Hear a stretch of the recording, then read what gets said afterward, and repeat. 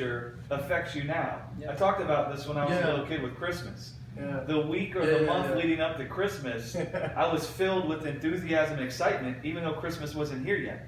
Right. It had an effect on me on Monday, even when Christmas Day was Sunday.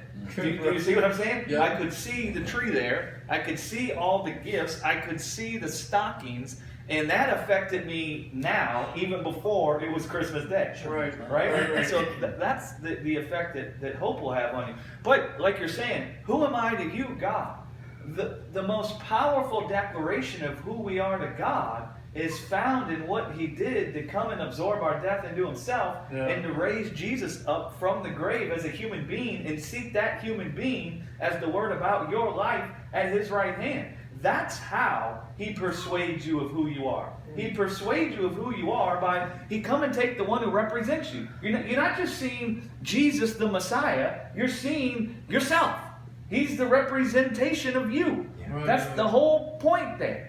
And so you see yourself there. You want to know who you are to God. Well, there you are. You're dead in sin. And what does God do? He comes along. He picks you up. He cleans you off. He fills you full of the wine of His Spirit. And then He makes a place for you to dwell in His house. And then He seats you there for all eternity. And oh, by the way, He doesn't hold anything back from you. He doesn't hold any of His kingdom or any of His life back from you. He makes you a co-equal with Him. He doesn't just say, I'll be king and you'll be like the... what's one of these? The Duke of... You can be the Duke of this portion of earth. No. He makes us co-heirs. Right. He's so secure in Himself that He doesn't feel like, well, I can't give them equal. I'll hold back a little bit. No, He gives it all to us. And when you begin seeing that's what God's done, you become persuaded of who you are to God.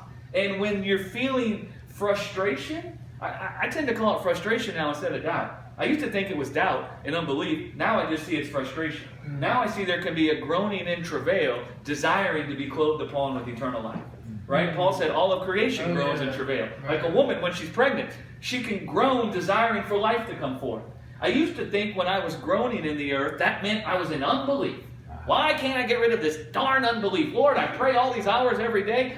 I think about the resurrection and the cross. I think about these things every day. Listen, if I can't get it right with all of this, no one can get it right. It's what I would think. And then God, Greg, have you ever considered that you're not in unbelief, brother? What? And then I realized there's a difference between frustration and unbelief. And being in faith doesn't preclude you from ever feeling frustrated.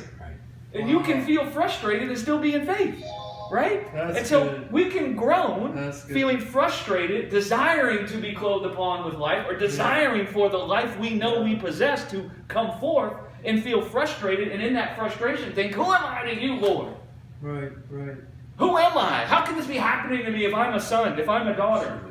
And then what happens is you go off, and you begin thinking about God and what He's done at the cross and in the resurrection. You see, this guy loves me so much that even when I set myself up as His enemy and nailed Him to a cross, He laid down His life to save mine. My gosh. And then that's not all. He didn't just do that and then give me another go of it and give me the list of commandments and tell me if I can get it right this time, then I can have life. No, He come and raised up my life and stuck it in His right hand in the heavenly tabernacle. Man, now I know who I am to God.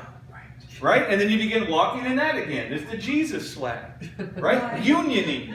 Unity. Yeah. And even though it seems kind of like you were laboring and toiling, it's a growing process, and it brings you to another level if you can survive it.